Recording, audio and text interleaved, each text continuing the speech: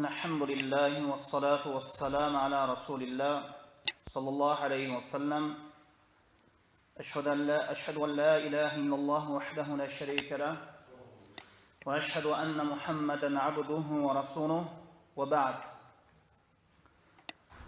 السلام عليكم ورحمة الله وبركاته.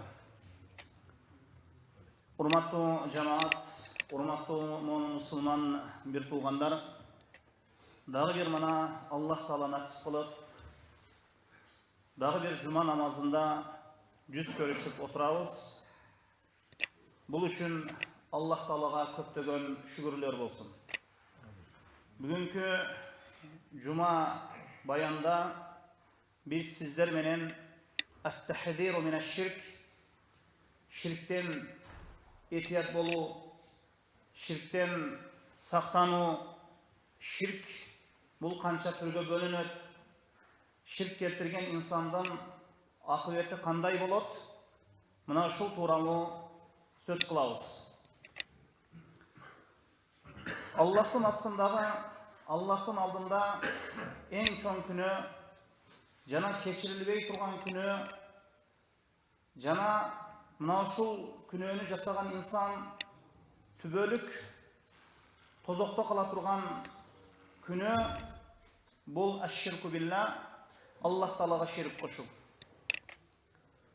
Аллах Таала Кур'ан-ы Керимде жана пайгамбарыбыз саллаллаху алейхи вассалам өзүнүн хадистеринде мына ушул ширктен кайтарган.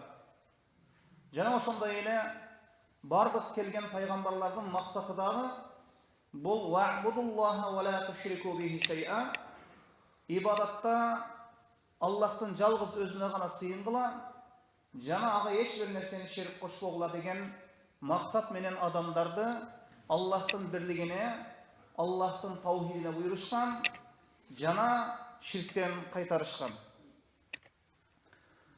Ва ширку янқасиму иля қисмейн. Ширк бул экиге бөлүнөт. Ширкул акбар ва ширкул асгар. Чоң ширк жана кичине ширк. فأما الشرك الأكبر فهو الذي يخرج صاحبه من دائرة الإسلام. Чоң ширкти жасаган инсан ислам чөйрөсүнөн, мындайча айтканда, мусулманчылыктан чыгып кетет. Капыр болуп калат, чоң ширкти жасаган инсан. Жана чоң ширкти жасаган инсанга тозок важип болот. Жана ошондой эле тозокто түбөлүп калат. Ага бейиш арам болот. Эгер ал тооба кылбаган болсо, жана тооба кылбай өлүп кеткен болсо. Ал эми бул ширкул акбар, бул чоң ширк, бул көбүнчө ибадатта Аллахка сыйынууда, Аллах Тааладан башка бир нерселерге сыйынуу, же Аллахка шерик кошуп сыйынуу бул чоң ширк болот. Же мисалы үчүн ибадат кылганда, Аллахка сыйынганда Аллахтан башка бир нерселерге дуа кылсын. Мисалы үчүн таштарга дуа кылсын, же олуяларга дуа кылсын, же дарактарга Аллахтан башка бир нерселерге дуа кылып, аларга өзүнүн тилегин, каалоосун аларга айтуу, алардан жалын жалбарып, аларга дуа кылуу бул чоң ширкке кирет. Кыскасы, Аллах Тааладан башка бир нерселерге дуа кылуу бул чоң ширк. Аун назр деген бул инсан өзүнө Аллах Таала ага милдет кылбаган бир ибадатты өзүнө милдет кылып алат. Назр деген нерсе. Мисалы үчүн, мына ушул оорумдан айыксам, Аллах жолунда бир кой союп берем. Ушуну этини кембагалдарга таратам. Же мына ушул аялым эсен аман төрөсө, Аллах үчүн 10 күн орозо кармап берем, же бир ай орозо кармап берем деп, мына ушундай Аллах Таала ага важип кылбаган, милдет кылбаган ибадатты өзүнө милдет кылып алат. Мына ушул назр дейт. Мына ушул назр Аллах үчүн болуш керек. Эгер ушул аялым эсен аман төрөсө, же ушул оорумдан эсен аман айыксам, баланчы мазарга барып кой союп берем, же баланчы мазарга, баланчы олуяга барып, же бир жерлерге барып, мал союп берем, ошол жерге бир жакшылык иш жасап берем десе, мына ушул иши ширк болот. Ушул ибадатты Аллах Тааладан башка бир нерселерге арнагандыгы үчүн. Бул чоң ширкке кирет. Жана ошондой эле вал хауф. Аллах Тааладан башка бир нерселерден корко турган болсо. Аллах Тааладан башка бир нерселерден коркот. Өзү коркууга татыктуу зат болгон бул Аллах. Пенде бир гана Аллахтан коркуш керек. İnsan Allah Teala'dan başka bir nерселерден korkusu bul чоң ширк. Эми кээде insanda tabii korku болот. İnsan кабанат bir itten korkuшу мүмкүн, же bir жыландан korkuшу мүмкүн, же bir түрү bir суук нерседен korkuшу мүмкүн, бул ширкке кирбейт. Же ауз-забх, же жандык союу, курбандык кылуу, жандык союу. Мисалы үчүн ошол жандыкты союп жатканда Аллах Тааладан башка бир нерселердин аты эскериле турган болсо, айтыла турган болсо, бул малдын эти арам. Бисмилла, Аллаху акбар деп союлуусу керек. Аллах Тааладан башка бир нерселерге атап жандык союу бул чоң ширк. Мына ошондуктан Аллах Таала ширктин чоң күнөө экендигини Кур'ан-ы Керимде айткан. Инна Аллаха ла ягфиру ан юшрака бихи ва ягфиру ма дуна залика лиман яша. Албетте Аллах Таала өзүнө ширк кылынуусун кечирбейт. Ширктен башка күнөөлөрдү кааласа кечирет, каалабаса кечирбейт. Урматтуу туугандар, бул ширк өтө этият боло турган күнөө.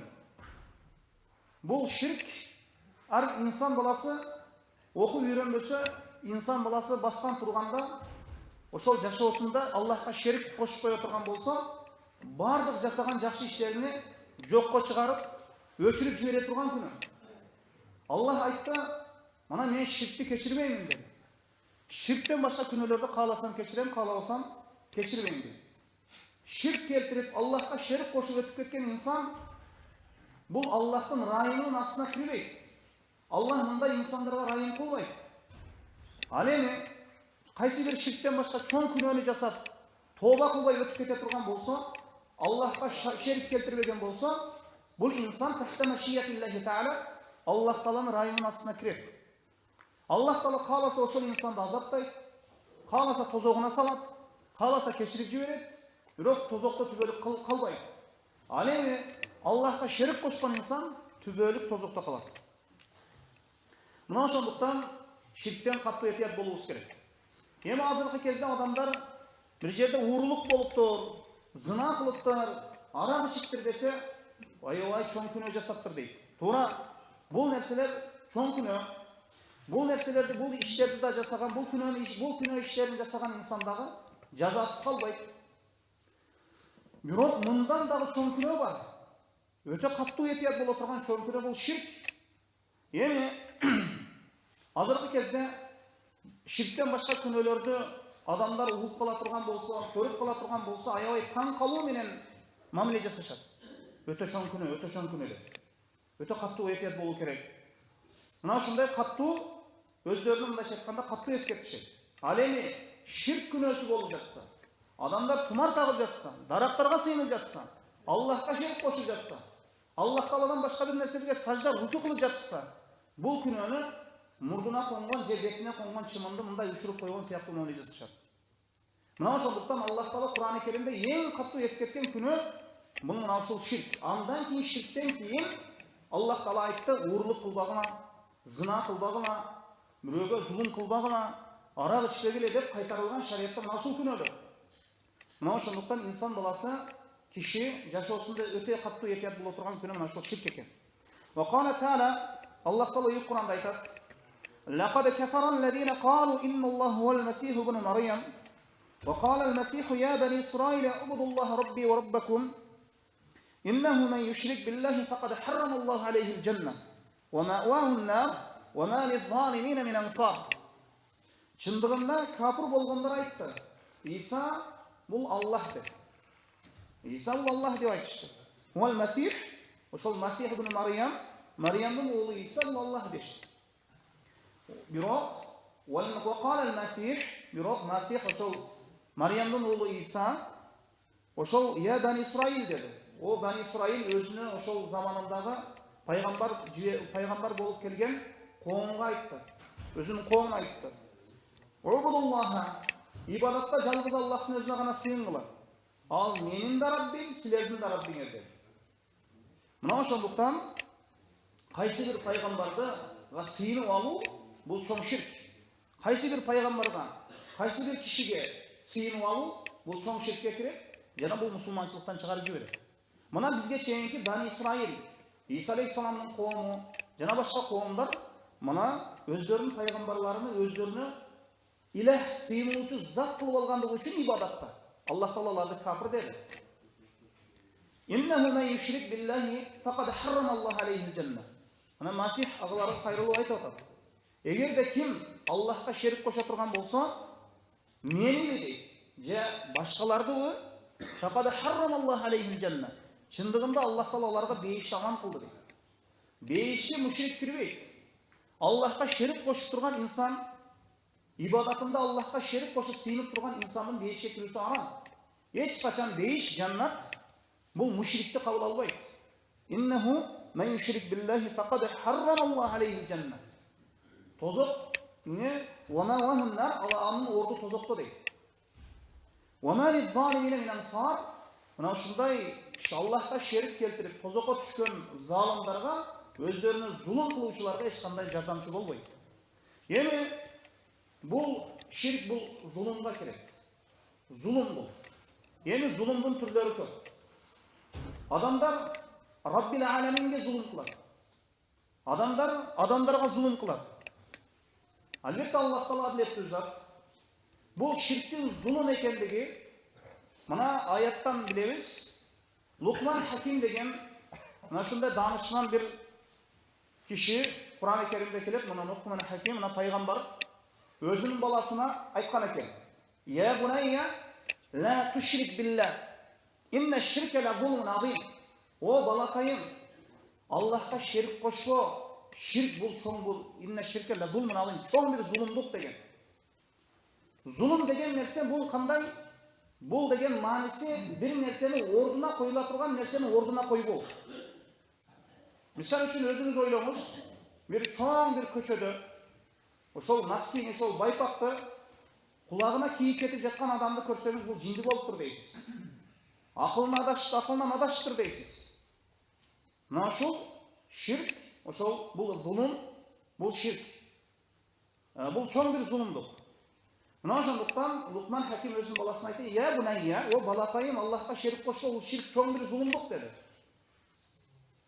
Зулум деген сөз бир нерсени өз ордуна койбоо деген нерсе.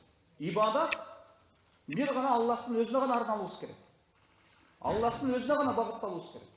Мына ушул багыттала турган нерсе, мына ушул Аллахтын өзүнө гана арнала турган ибадатты Аллахка шерик кошуп коюусу бул зулумдук болот. Кимге? Бул Раббил аламинге. Ошол зулум кылып аткан болот, Аллахка шерик кошуп жаткан болот. Аллах Таала мындай шериктерден таза зат, улуу зат. Эми ومن أنواع الشرك الأكبر. Эми айта турган болсок, чоң ширктин түрлөрү. Эми жана жогоруда айтып өтүп кеттим, ширк экиге бөлүнөт дедим. Ширкул акбар ва ширкул асгар. Чоң ширк жана кичине ширк. Чоң ширк динден чыгарат. Кичине ширк динден чыгарбайт. Бирок ыймандын азаюусуна себеп болот, жана амалдардын жок болуусуна себеп болот, жана чоң ширкке алып барат. Кичине ширк. Эми бул чоң ширк айта турган болсок, мына Аллах Таала "Фа иза ракибу фил фулки дa'u Аллах мухлисина лаху ад-дин, фаламма джа'у ила ал-барри иза хум юшрикун." Пайгамбарыбыз саллаллаху алейхи ва саллям доорундагы заманындагы Аллахка шерик кошкон мушриктер азыркы кездеги кээ бир мушриктерден кичине акылдуу болушкан. Эгер мына ошол пайгамбарыбыз саллаллаху алейхи ва саллямдын заманындагы Аллахка шерик кошкон мушриктерден суралса, "Ва ин са'алтахум ман халаqa as-samawati wal-arda la yaqulunna Allah." Эгер алардан сурасаң, о Мухаммад, асмандар менен жерди ким жараткан десең, алар экиленбестен туруп Аллах деп жооп беришет деген. Мына ошол пайгамбарыбыз саллаллаху алейхи ва саллямдын доорундагы мушриктер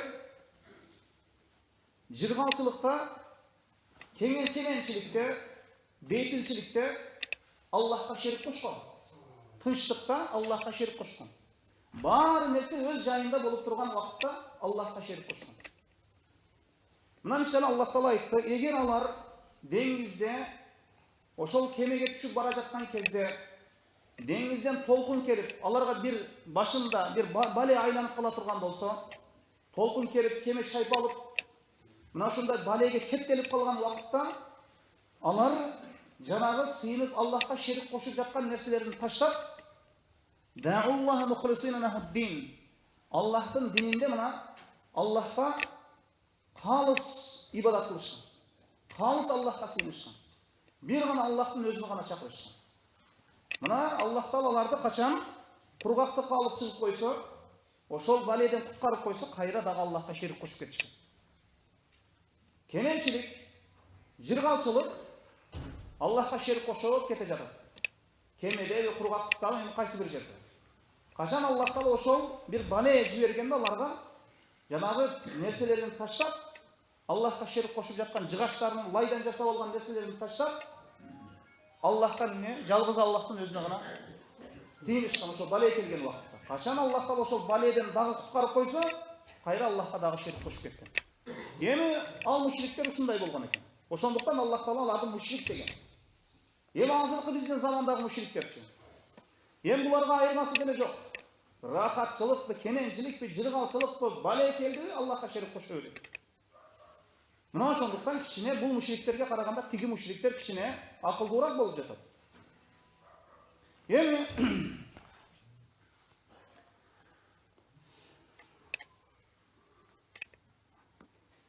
бул чоң ширк. Эми кичине ширк. Кичине ширк деген бул эмне? Бул кичине ширк, чоң ширк айттык. Инсанды мусулманчылыктан чыгарып жиберет.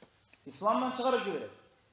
Ал эми бул кичине ширк, бул мусулманчылыктан чыгарбайт, исламдан чыгарбайт, амалдардын жок болуусуна себеп болот. Жана чоң ширкке алып барат.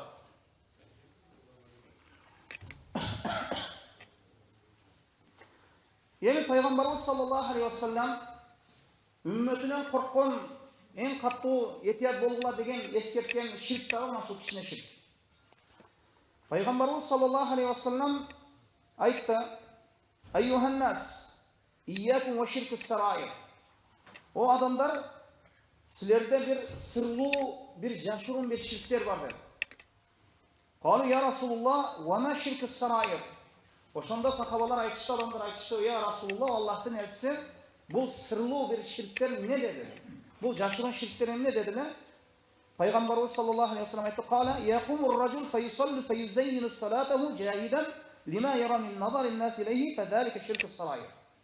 Бир киши турат деди. Бир киши намаз окуш үчүн турат. Турат дагы намазыны адамдар мени карасын, намаз окуп жатат деп, мына ушул максатта адамдарга көз кылат, кожо көрсүн кылат, же кожолуксун кылат деди. Мына ушул ширкус сараир. Бул жүрөктө боло турган ширк. Бул ниетте боло турган ширк. Бул максатта боло турган ширк. Адамдар мени карасын, адамдардын назарыны, адамдардын көрүүсүнү өзүнө каратып ибадат кыла турган адам мына ушул ширк. Кичине ширк. Мына ушул жашыруун ширк, мына ушул сырлуу ширк. Бул нерседен Аллахка дуа кылуубуз керек. Мына ушул кичине ширктен этият болду. Этият болобуз. Этият кылгын мен өзүм сактагын деп. Анткени дайыма инсан ниетине, максатына этият болуубуз керек.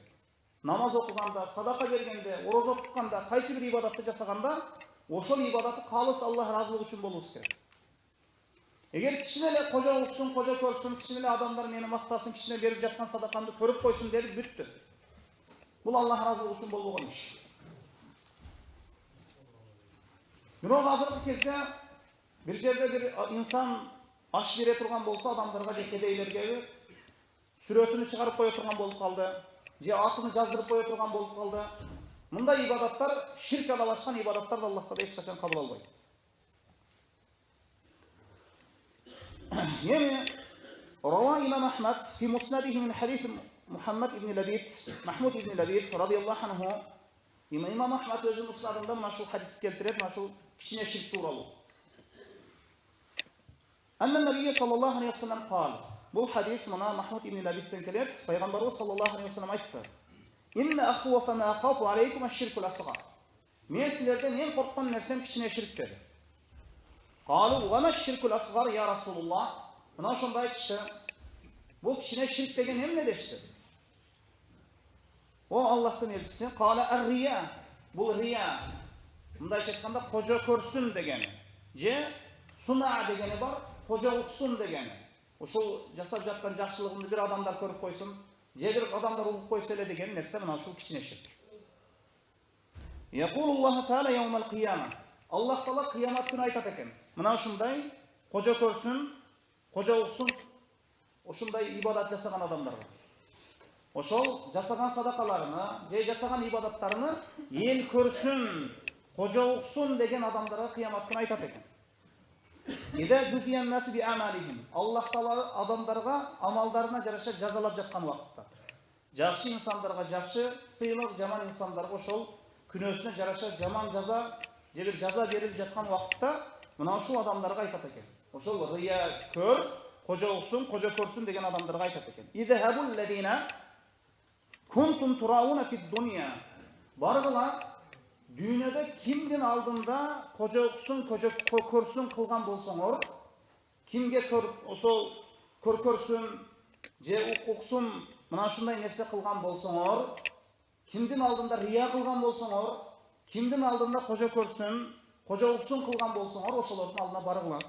Идхабу, баргыла дейт. Ошолор кунтум турауна фид дуния фанзуру хал таджиду индахум жаза. Баргыла, ошолордун алдынан бир нерсе табар экенсиңер дейт.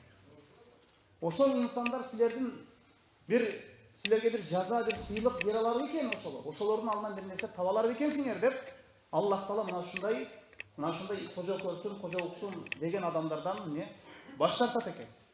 Эми мечит курган болсун, суу чыгарган болсун, эми кайсы бир жакшы ишти жасаган болсун, ошол жакшы ишинен максат Аллахка жакындоо болуш керек.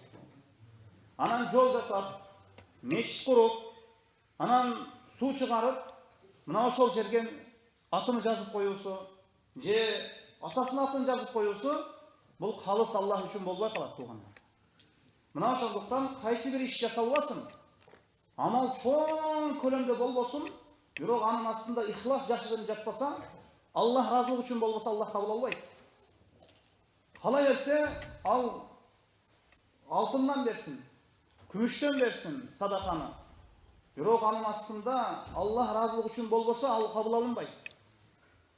Эгер амал кичине көлөмдө болсун, өтө бир кичине көрүнүшүнөн бир кичине бир, бирок астында ихлас болсо, Аллах разылык үчүн боло турган болсо, Аллах Таала ошол амалды кабыл алат.